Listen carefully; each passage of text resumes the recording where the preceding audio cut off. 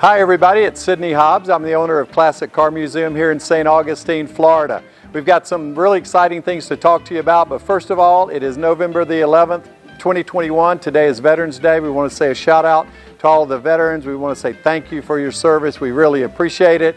And now we want to talk about a car. So, I want to talk to you today about a 1925 Ford Depot Hack, the vehicle right behind me. The interesting thing about this is we found this about a week ago. We ended up securing it.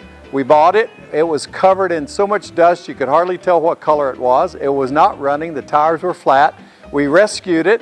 We brought it back. We cleaned it up, and this morning we got it running. So what you'll see today is a walk around real quick of the Depot Hack. I'll tell you a little bit about it, the origin of it, and then we do have some videos that you can also see of a walk around of the Depot Hack itself and the hack actually running.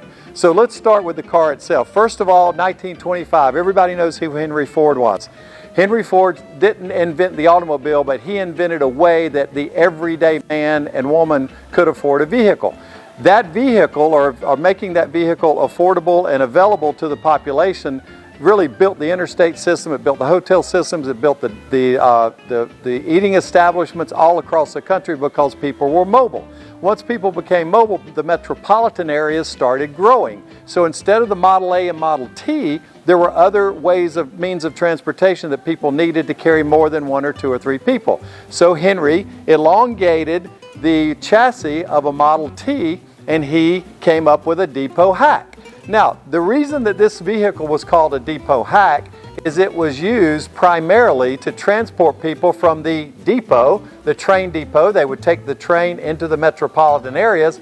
Well, a lot of the people that owned some of the train stations or some of the transportation also owned hotels or restaurants in the metropolitan area.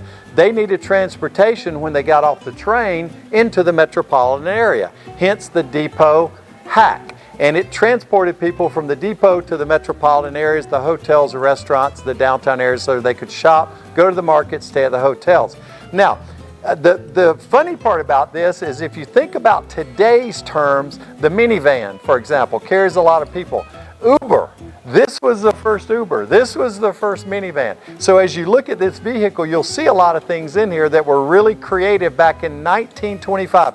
This vehicle is over 100 years old. That's hard to believe, but that was the concept that Henry took from his cars, took it to a multiple unit or multiple person transportation vehicle, and it really was a big hit. Now what Henry would do, as you can see, it has all of the features of a Model T car. But, like I said, he elongated the chassis. He would take the chassis because they didn't do woodworking at the Ford Motor Company. He would take the chassis with the motor and the drivetrain and send it out to coach builders. If you look at the wood, and you'll get a close-up of this in a moment, if you look at the wood of this car and the workmanship that went into building this, it was all done by hand. It was done by wood craftsmen.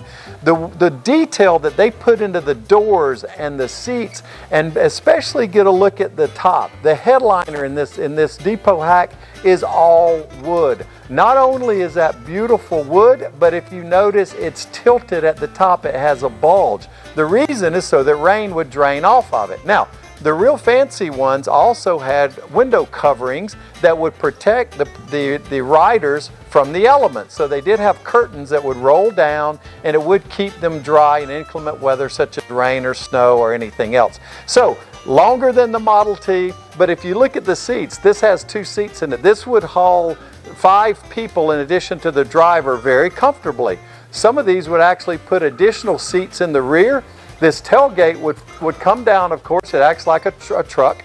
The tailgate would lay down, and they would even put a rear-facing seat in the back, or they would still use this for luggage as well.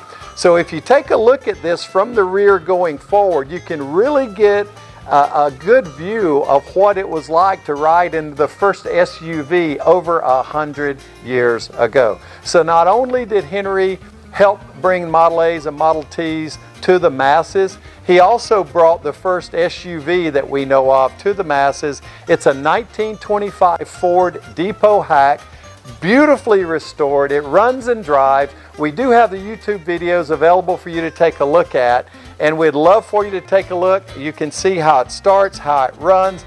You have to forget everything you've ever known about driving a car to learn how to drive a Model T. But this is an amazing vehicle, and we're really glad that you shared some time with us today.